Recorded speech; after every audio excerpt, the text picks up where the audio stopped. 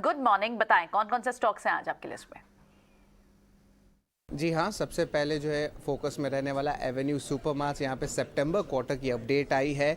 यहाँ पे कंपनी ने कहा है कि जो रेवेन्यू का ग्रोथ है लगभग 36% का हुआ है ईयर ऑन ईयर बेसिस पे, और सीक्वेंशली देखे तो 6% का हुआ है। 3 साल CAGR लगभग 20% का आया है ग्रोथ में। और अगर स्टोर एडिशंस के बारे में बात करें तो लगभग 8 नए स्टोर्स जो हैं एडिशन हुए, अब 302 स्टोर्स हो गए हैं। अब के जो फर्स्ट हाफ FY23 में 18 स्टोर्स खुले, और इसको अगर corresponding period year on year basis पे कंपेयर करें तो 12 जो है स्टोर्स खुले थे। इसके अलावा रेवेन्यू पर स्टोर में भी ग्रोथ देखने मिला, लगभग 10% का ईयर ऑन ईयर बेसिस पे।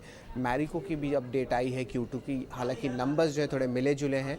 भारत के बिजनेस की लो सिंगल डिजिट वॉल्यूम ग्रोथ आई है। 3 साल के CAGR का भी जो वॉल्यूम ग्रोथ है लगभग हाई सिंगल डिजिट्स रहा है। पैराशूट कोकोनट ऑयल और value added hair oil segments, यहाँ पे भी सिंगल डिजिट वॉल्यूम ग्रोथ देखने मिली है। हालांकि सफोला ऑयल में जो है एक high single digit volume growth देखने मिली है, और फूड सेगमेंट में मिड-20s का ओवरऑल पोर्टफोलियो ग्रोथ देखने मिला है। इसके अलावा इंटरनेशनल बिजनेस की बात करें तो वहाँ पे भी स्ट्रॉन्ग डबल डिजिट जो है रेवेन्यू ग्रोथ देखने मिली है। तीसरा स्टॉक फोकस में रहेगा IOL केमिकल्स ऑफ फार्मा। यहाँ पे कंपनी को जो है एक रजिस्टर्ड रीच सर्टिफिकेट मिल गई है इथाइल एसीटेट के लिए, और जो है यूरोपियन यूनियन का जो है एक टाइप से अप्रूवल है। अब इसके कारण क्या होता है, कंपनी अब एक्सपोर्ट कर सकती है इथाइल एसीटेट यूरोपियन यूनियन में, तो एक टाइप से एक positive development IOL chemical and pharma के लिए है। Q2 बिजनेस अपडेट्स में कहाँ उन्हें लगा सबसे सॉलिड परफॉर्मेंस है, उसके बाद वामाक्षी से जानेंगे कौन सी ब्रोकरेज रिपोर्ट्स है। बताइए मयूरेश, छोटे बैंक से लेके बड़े फाइनेंशियल्स, रिटेलर्स, आपकी नजर कहाँ पे थी?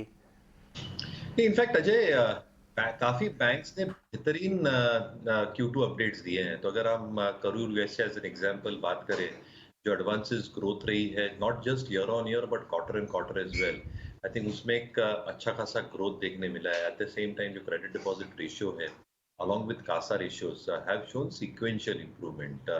Federal Bank becomes another case in point जहाँ पे loan growth has been exceptional in the past quarter. जो Q2 update आया है वो compared to Q1 FY23.